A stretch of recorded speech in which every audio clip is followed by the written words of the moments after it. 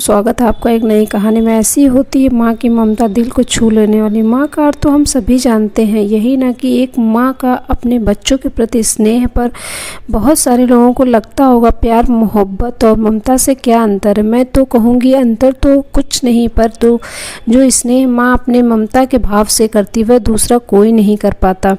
प्यार मोहब्बत तो सब करते हैं, पिता से लेकर प्रियकर या प्रेयसी तक, इन सब में वह माँ स्नेह नहीं होता है, माँ वाला मदर लव, माँ की ममता। ये कहानी भी एक ऐसी माँ की ममता, मातृ प्रेम की है। इस माँ को उसकी ममता का भाव अपने बच्चों के लिए क्या क्या करवाता है, इसका वर्णन किया गया है।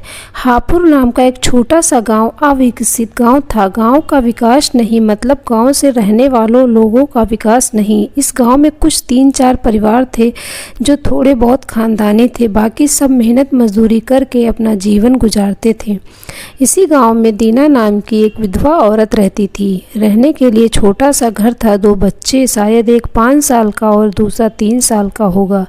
दीना का पति बहुत मेहनती था। वो दीना को किसी चीज़ की कमी महसूस नहीं होने देता था। ये कैसी भी हालातों के साथ नहीं छोड़ता था। कैसी भी परिस्थिति में हो, दोनों साथ मिलकर सामना करते थे और हमेशा एक दूसरे का साथ देते थे। पर कौन जाने किस पर कौन सा अनर्थ कब आ जाए। दीना के जीवन में ऐसी घटना घटी कि उसी घटना के दिन दीना के पति दीना से छीन लिया। दीना के पति के गुजरने के बाद ऐसा लगने लगा मैं जिंदा तो हूँ पर मुझ में जान नहीं। परिवार चलाने के लिए अब दूसरा कोई नहीं था सिवाय दीना के। इसीलिए कैसे भी करके दीना ने अपने बच्चों के खातिर खुद को उस दुख से अलग किया। कुछ दिन बाद दीना घर में जो था वो समाप्त हो गया। अब खुद क्या खाए, अपने छोटे बच्चों को क्या खिलाए, ये समस्या उसके सामने खड़ी हो गई। बच्चों के लिए दीना को अभी कुछ काम करना ही था, इसलिए दीना अपने दोनों बच्चों को एक साथ लेकर जहाँ काम मिलता वहीं जाया करती और दिन भर मेहनत करके जो मजदूरी मिलती उसका अपने बच्चों का पेट भरती। ऐसा ही समय बीतता गया, चलता गया। लेकिन एक दिन दीना को शरीर में थोड़ी कमजोरी महसूस होने लगी। फिर भी वह काम पर गई। 1-2 दिन काम पर जाती, लेकिन उसके शरीर कमजोरी कुछ ठीक नहीं हो रही थी बल्कि और बढ़ती जा रही थी। ऐसे में काम कर जाना दीना के लिए कठिन हो गया था।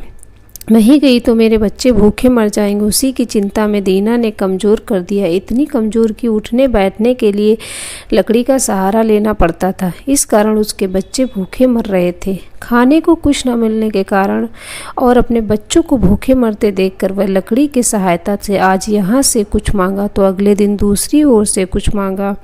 अपने बच्चों को खिलाती पर खुद भूखी सो जाती थी। ऐसे ही एक दिन वह खुद जा ना सकती थी, इसलिए अपने बच्चों को शाम के खाने के लिए कुछ मांगने के लिए गांव भेज देती है।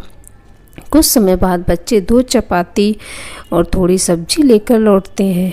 2 चपाती से 3 जन कैसे तृप्त होंगे, इसलिए वह 2 चपाती दोनों बच्चों को खिला देती है। वह बरसात का समय था, बिजली न होने के कारण घर में अंधेरा छाया हुआ था। अंधेरे में वह अपने बच्चों को एक कमरे में सुला देती है और वह दूसरे कमरे में जाकर सो जाती है। रात को तेज़ बारिश होती है और बिजलियां ज़ोर से कड़कड़ाती है। दीना को थोड़ी आराम मिलती है, इसलिए वह गहरी नींद में पड़ जाती है। ऐसे दीना को एक सपना दिखाई देता है कि वह एकदम तंदुरुस्त हो गई है। काम पर जाती है। वह सोचती है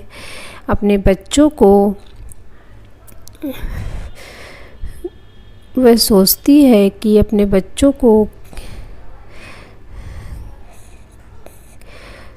क्या खिलाऊं। अगर काम काफ़ी समय से अच्छा खाना नहीं खिलाया, इसलिए वह अपने बच्चों के लिए स्वादिष्ट खाना बनाती है। बाद में अपने बच्चे और वह साथ में बैठकर खाना खाकर सो जाते हैं।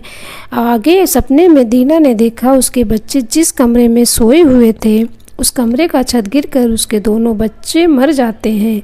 सपने में दीना एकदम उठकर खड़ी हो जाती है, जान में जान आ जाती है और अंधेरे में ही अपने बच्चों के कमरे की ओर चल पड़ती है। कमरे में जाकर अपने बच्चों को देखकर दीना चैन की सांस लेती है। उसी समय दीना को शरीर में ज़्यादा कमजोरी महसूस होती है, जिससे वह नीचे गिर जाती है और वहाँ से उठ ही नहीं पाती। चैन की सांस दीना की सांस ले लेती है।